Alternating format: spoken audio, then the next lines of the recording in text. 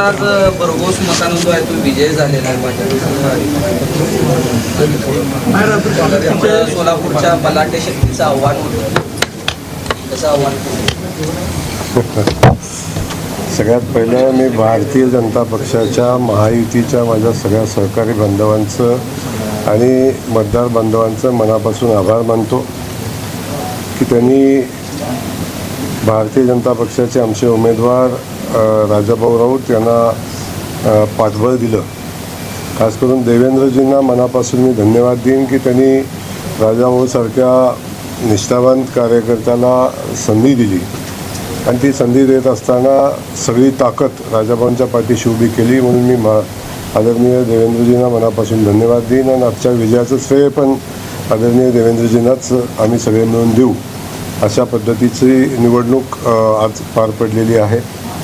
मी या निवडणुकीमध्ये ज्या ज्या घटकांनी आम्हाला मदत केली, खास करून करमाळ्यापासून अगदी बार्शीच्या तर सगळ्या लोकांनी केलीच केली, परंतु करमाळ्यामध्ये अगदी भारतीय जनता पक्षाचे आमचे कार्यकर्ते असतील, रश्मी दिदी असतील, गणेश असेल किंवा जीवनराव जगतापजी असतील, नारायण आबा असतील, सावंत फॅमिली असेल, इथून राजाभाऊ आमचे राजन पाटील मालक असतील, त्याच्यासोबत शिवसेनेचे आमचे समोरचे सहकारी आमचे वारसकर असतील आणि त्यांचे सगळे मतदार बंधू असतील.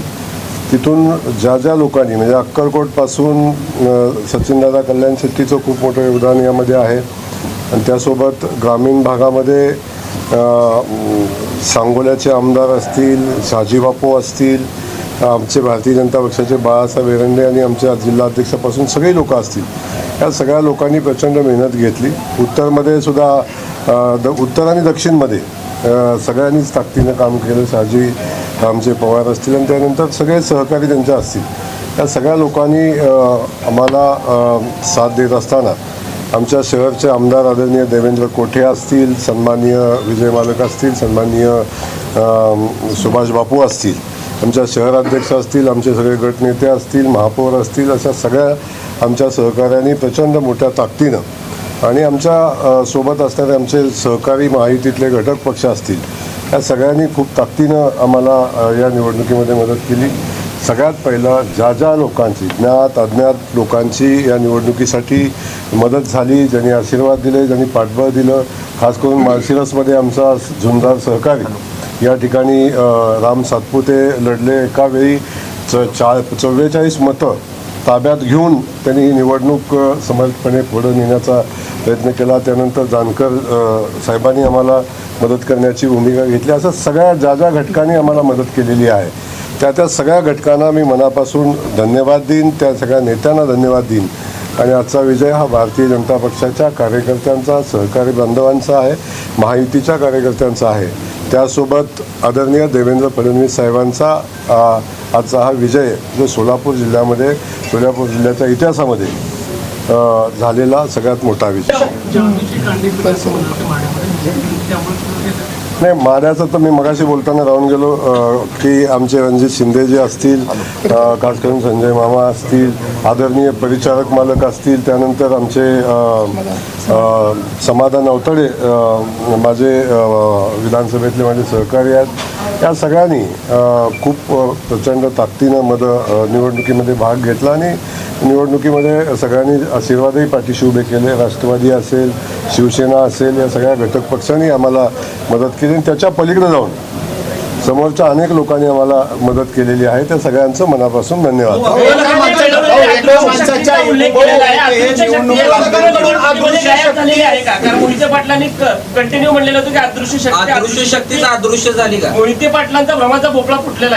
नाही, आता काही लोकांना इगो असतो, काही लोकांना म्हणजे स्वतःच्या ताकदीबद्दल किंबहुना लोकांना गृहीत धरायची सवय असते. आता त्याबद्दल मी अधिकचं बोलावं असं मला वाटत नाही, कारण सध्या जमाना गॉगलचा आहे.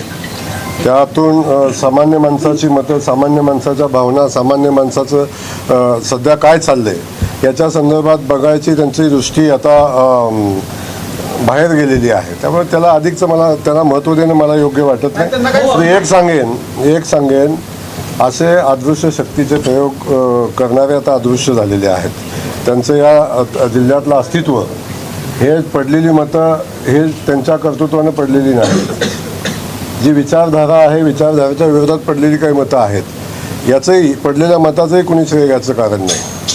त्यामुळं या जिल्ह्यातनं अशा शक्ती आता अदृश्य झालेल्या आहेत आणि त्या भविष्यामध्ये त्यांना शोधावे लागेल अशी परिसरात खूप बोलून आजच्या विजयाचा जो आनंद आहे तो आता वेगळ्या दिशेनं नेण्याची आवश्यकता नाही. मी पुन्हा भारतीय जनता पक्षाने खास करून राजाभाऊ जो एक आमचा लढवय्या बाजीप्रभू ज्या कार्यकर्त्याला आम्ही संबोधतो असा राजाभाऊ या निवडणुकीमध्ये उभे राहिले, ज्यांनी पक्षासाठी नेतृत्वासाठी त्यागाची भूमिका घेतली आणि वेळ पडेल तेव्हा बाजीप्रभूसारखी खिंड लढवण्याची भूमिका घेतली. अशा एका माझ्या सहकार्याला आम्ही न्याय देऊ शकलो.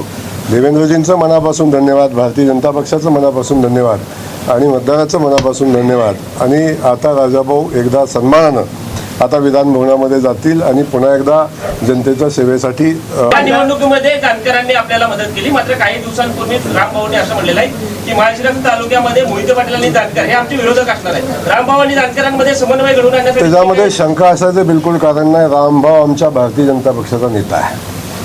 रामभाऊ भारतीय जनता पक्षाच्या वतीनं माळशिरस तालुक्यामध्ये आणि त्या मतदारसंघामध्ये ताकदीनं काम करतात. तेच आमचं नेतृत्व आहे.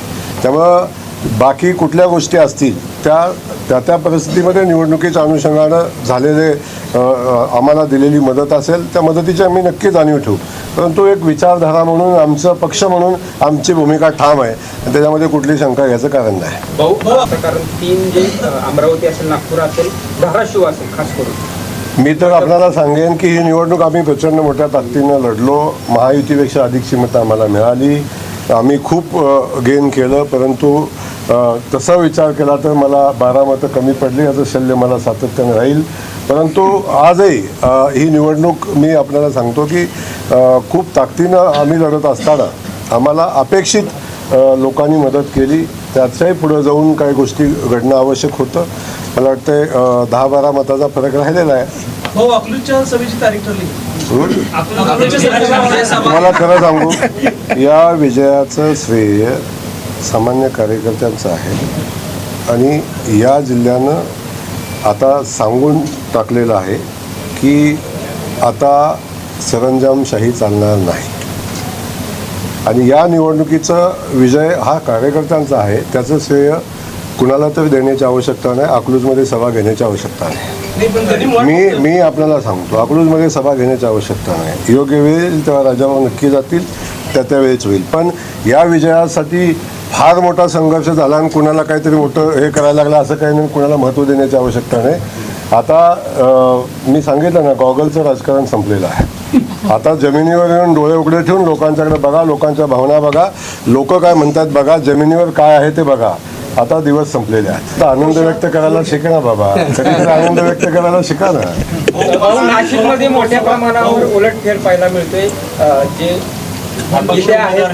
मला आता सोलापूरच्या विजयाचा आनंद घेऊ द्या, मला सातारा सांगलीच्या विजयाचा आनंद घेऊ द्या. आपण त्याच्यावर नंतर बोलू कुठं काय झालं. 13 मतं जे आहेत ते राजाभाऊंच्या कोट्यातले होते, ते बाद झालेले आहेत. ते 13 मतांचे काय आता परीक्षा परत घेणार आहेत का तुम्ही? 13 मतं बाद झाली. मी तुम्हाला क्लिअर सांगतो की अपेक्षित असणारी आम्हाला 15-16 मतं मिळाली नाहीत, हे सत्य आहे. त्यातली काही मतं बाद झाली हे सत्य आहे आणि कुणाची अपेक्षित मतं पडली नाही याचंही अनालिसिस थोड्याच वेळात कंप्लीट होईल आणि ते मी सांगेन. पण तो काही सामुदायिक बोलण्याचा विषय नाही. परंतु मी आपल्याला सांगेन की माझी या निवडणुकीतली अपेक्षा होती 501 मताची, पण ती पूर्ण झाली नाही हे नक्की सांगेन.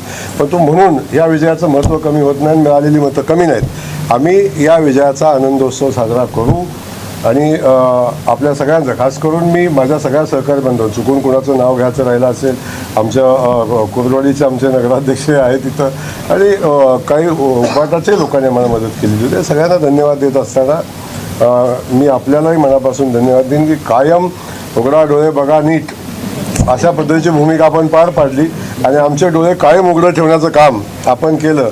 याबद्दल आपल्यालाही मनापासून धन्यवाद. माढा आणि सोलापूर जिंकण्यासाठी आणखी काय ऑपरेशन करावं लागेल? माढा आणि सोलापूर जिंकण्यासाठी पुरेशी जुळवजुळव झाली आहे तर आणखीन काय एखादं ऑपरेशन करावं लागेल? अभी तो शुरुआत है, आगे आगे देखो होता है क्या. मुख्यमंत्री राजाभाऊ आमचे मुख्यमंत्र्यांचे खूप लाडके कार्यकर्ते आहेत आणि त्यामुळे राजाभावनाचं कौतुक करणं बनतंच.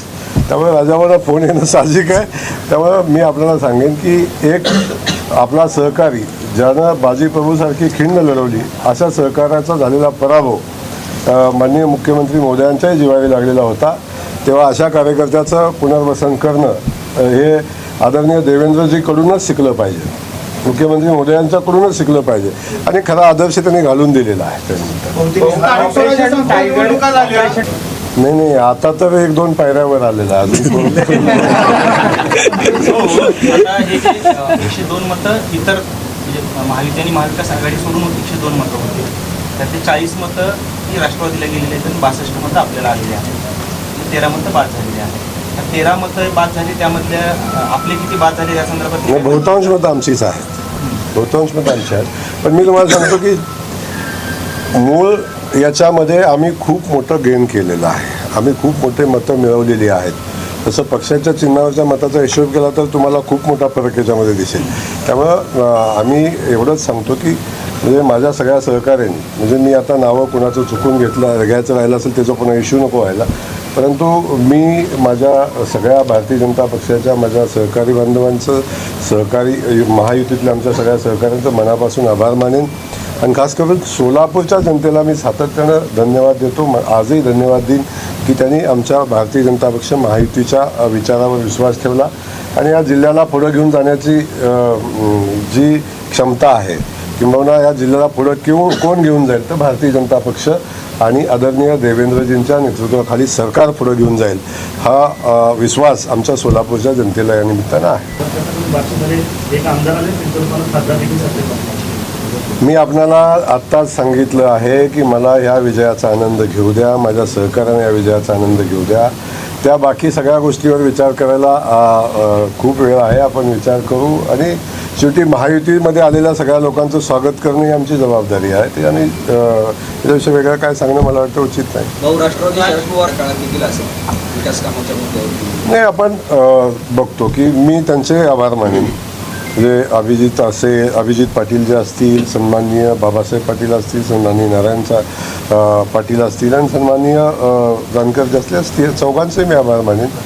शेवटी काही गोष्टीवर किंबहुना राजाभाऊंच्या उमेदवारीच्या विषयावर त्यांनी आमच्यासोबत येण्याचा निर्णय घेतला. याचा अर्थ आम्ही पॉलिटिकली एकत्र आलो असंही होऊ शकत नाही. परंतु मी सांगितलं ना, आगे आगे देखो होता है क्या. नागपूरमधून राजेंद्र तर येणाऱ्या काळामध्ये लोकसभेवर दावा ठोकण्यासाठी आता सज्ज झाले. कोण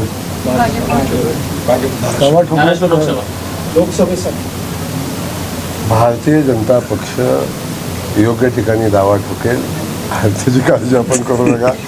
पक्षाला माहिती आहे कुठे लढायचं आहे, काय करायचं आहे, त्यामुळे बिलकुल चिंता करू नका. हे आहे दक्षिण सोलापूर तालुक्यातील वळसंग. इतिहासाची समृद्ध परंपरा आणि उज्ज्वल भविष्याची नवी दिशा. प्रगतशील आणि वेगाने विकसित होणारे गाव वळसंग. कुरनूर धरणाच्या सानिध्यात निसर्गरम्य वातावरणात वसलेले वळसंग. सोलापूर पासून फक्त 12 ते 15 मिनिटे, अक्कलकोट पासून फक्त 12 ते 15 मिनिटे आणि रेणनगर पासून केवळ 7 ते 8 मिनिटे अंतरावर सोलापूर अक्कलकोट महामार्गावरील उड्डाणपूल आणि वेगवान महामार्गाच्या थेट संपर्कात असलेले वळसंग. महामार्गावरून थेट वळसंगला सोलापूर अक्कलकोट गुलबर्गा महामार्ग, मोहोळ मंद्रुप वळसंग रिंग रूट, मुंबई पुणे हैदराबाद महामार्ग आणि सुरत चेन्नई ग्रीनफील्ड एक्सप्रेस अशा एकापेक्षा जास्त महामार्गाने वेढलेले गाव म्हणजे आपलं वळसंग. वळसंग हे आता महाराष्ट्राच्या नकाशावर नव्या विकासाचे केंद्र बनले आहे. वळसंगमध्ये आहेत प्रसिद्ध मंदिरे, सोलार हब, टोलनाका, जवळच आहे कुरनूर धरणाचे ताजे पाणी आणि निसर्ग सौंदर्य आणि विविध ठिकाणी आकर्षक हॉटेल्स व ढाबे सुद्धा. प्रवासात थकलेल्या प्रवाशांसाठी स्वादिष्ट जेवण, आराम, ताजेतवाने आणि प्रदूषण मुक्त वातावरण. वळसंग हे केवळ गाव नाही, एक उत्कृष्ट थांबा आहे, एक संधी आहे, एक भविष्य आहे. वळसंग ऐतिहासिक वारसा, आधुनिक कनेक्टिव्हिटी आणि उद्याच्या विकासाची हमी. सोलापूर जिल्ह्याचा अभिमान आणि महाराष्ट्राचा गौरव. वळसंग.